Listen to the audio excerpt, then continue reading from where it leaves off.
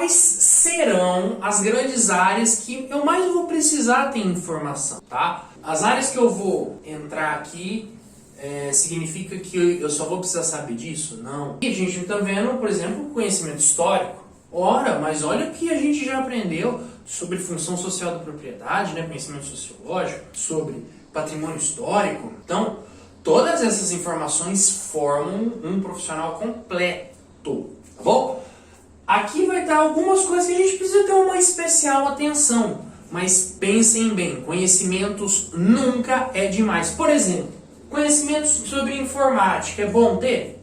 É lógico que é bom ter. Conhecimentos de programação, é bom ter? É bom ter. Por quê? Se eu tiver, eu sei muito mais coisa e eu posso aplicar e eu aumento a minha possibilidade de resolver problema. Então, muitos problemas da construção civil, por exemplo, a gente resolve num computador programando. Olha só. E você vê aqui conhecimentos em programação? Não. Significa que eu não preciso aprender programação? Não, você aprende se você quiser. Mas tudo é muito bom. E aí você tem que aprender o que mais te agrada também, né? Ah, eu não gosto de programação, tentei já, rolou, não rolou.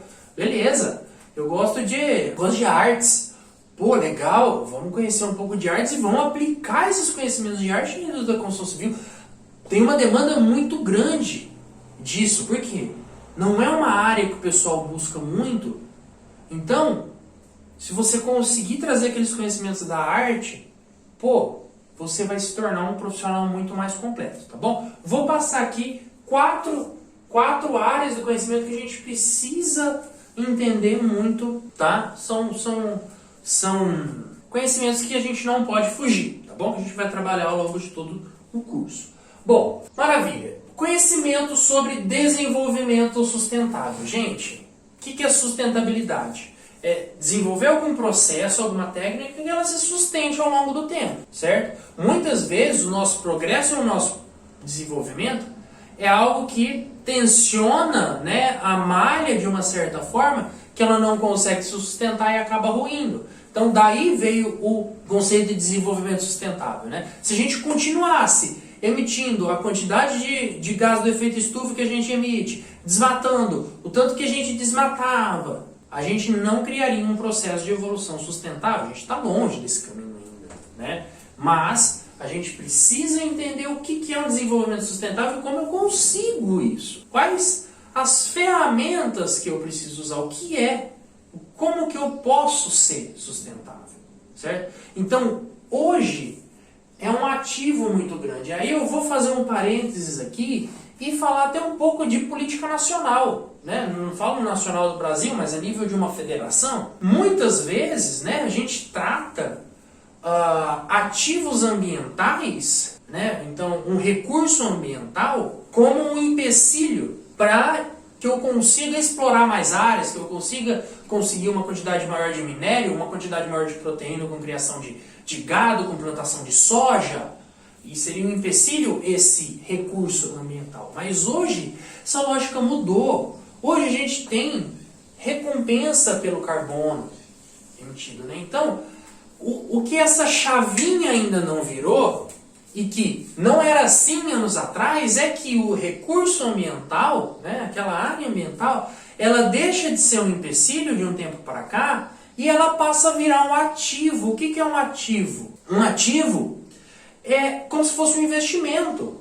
Então é alguma coisa que produz capital, produz dinheiro para aquela nação, para aquela federação, por exemplo. Então eu não preciso explorar, mas se eu realizar manutenção, hoje eu consigo criar créditos de carbono. Eu consigo ter uma força em organizações multifederativas, como por exemplo a ONU, mais forte. Por quê? Porque eu olho para aquele recurso natural como um ativo e não como um empecilho, tá? E essa chavinha ainda não virou para muitos e muitos líderes do mundo, mas já virou para vários outros. E quem está conseguindo pegar, né, é como se fosse, como um investimento, né? A pessoa que enxerga uma oportunidade de negócio antes que o outro, vai lá e pega e consegue ganhar mais com isso. É a lei do mercado, paciência, né? Então, quem consegue enxergar recurso ambiental como um ativo hoje está saindo na frente. Isso a nível de federação. Imagina o cara aqui, ó, a nível técnico, né, da técnica, o profissional aqui. Então, esses ativos ambientais estão cada vez mais sendo priorizados, principalmente em grandes empreendimentos, né? Grandes empreendimentos sempre buscam um desenvolvimento sustentável, ok? Então, aqui tem muita informação, aqui tem muito conhecimento envolvido. Busquem informação. Economia, não tem como sair. Vocês vão trabalhar com dinheiro, vocês vão vender o produto de vocês por dinheiro, vocês vão comprar a matéria-prima por dinheiro, vocês vão pagar sua mão de obra com dinheiro e vocês vão receber com dinheiro. Então, saber as leis da engrenagem da economia, como elas funcionam, é muito e muito importante. Certo? Saber o que é taxa de juros, a gente vê lá no Jornal Nacional. Ah, a Selic se manteve em 2%. O que isso quer dizer? O que é a Selic? Por que é o governo que regula isso? O que é inflação? O que a Selic tem a ver com a inflação? Tudo isso são conhecimentos muito importantes. Por quê? Quem, infelizmente, não tem o conhecimento dos processos econômicos acaba naturalmente perdendo dinheiro. Porque aquilo que eu não conheço eu vou perder. Então, a gente precisa tirar um pouco do preconceito e olhar para esse carinha aqui. A gente precisa entender o que é uma economia doméstica. Quantas e quantas pessoas iriam ajudar se fizesse um balanço mensal do que eu gasto, do que eu ganho? Isso já é um conhecimento de economia. Se eu todo mês colocar o que eu gasto, o que eu ganho, está sobrando, está faltando, por que está sobrando, por que está faltando, por que no mês de dezembro foi, por que no mês de outubro eu consegui economizar, dezembro não, o que eu posso fazer com esse dinheiro que sobrou, tá? Então isso aqui, eu transporto para minha empresa, certo? Então conhecimento de economia é muito importante. Então, negociar prazo, à vista ou não, à vista é sempre melhor, nem sempre. Às vezes eu posso pegar no crédito e trabalhar com o crédito que eu ganho. O que é crédito? Da onde se cria o crédito? Entendeu? Tudo isso, conhecimento das leis da economia. Muito importante, tá? Vocês começarem a ter esse conhecimento. Conhecimento da ciência da natureza, como eu falei. Nós iremos construir uma edificação, essa edificação vai ser gerida pelas leis da ciência da natureza. Pelas leis da física, pelas leis da química, pelas leis da biologia. Então, quando eu estou, por exemplo, fazendo um rancho, o rancho ele não tem uma rede de infraestrutura para esgoto, né? Eu preciso jogar numa fossa. Opa, quais são as leis da biologia que vão digerir, da biologia, da química, que vão digerir aquele esgoto para eu dimensionar a fossa da maneira adequada? Quais são as leis da química que vai acontecer no concreto? Então, esse concreto ele emite calor, por quê? Porque existe uma lei da química envolvida. Esse concreto ele está trincando por causa dessa sobrecarga, porque existe uma lei da física atuando. Então, tudo isso eu preciso saber. Eu preciso saber por quê? Porque eu vou construir, vai seguir a lei desse cara. Tá certo?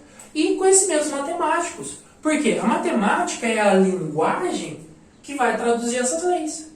Então a gente fala o português, mas essas leis, elas falam o português? Não, elas falam a linguagem matemática, além daquele pensamento quantitativo que eu preciso ter. Então eu preciso pensar, olhar uma parede e saber quantos metros cúbicos de reboque eu vou usar. Uma lei simples de um cálculo de volume, leis matemáticas, certo? Eu tenho um problema. Eu tenho um problema de pessoal e de horas, eu vou transformar esse problema numa equação e vou resolver essa equação. É matemática, tá? Então, tudo isso eu preciso saber. Por quê? Aqui são as leis que a minha estrutura e os meus sistemas vão seguir, tá? Aqui é a linguagem que eu vou precisar para traduzir essas leis e também para traduzir muitos e muitos problemas do dia a dia. Aqui é a lei que o mercado opera, não tem como fugir, você está dentro do mercado, não tem como, se você quiser viver em sociedade, você vai estar dentro do mercado, você vai ter que saber sobre economia, senão você vai perder dinheiro, ninguém quer perder dinheiro, né?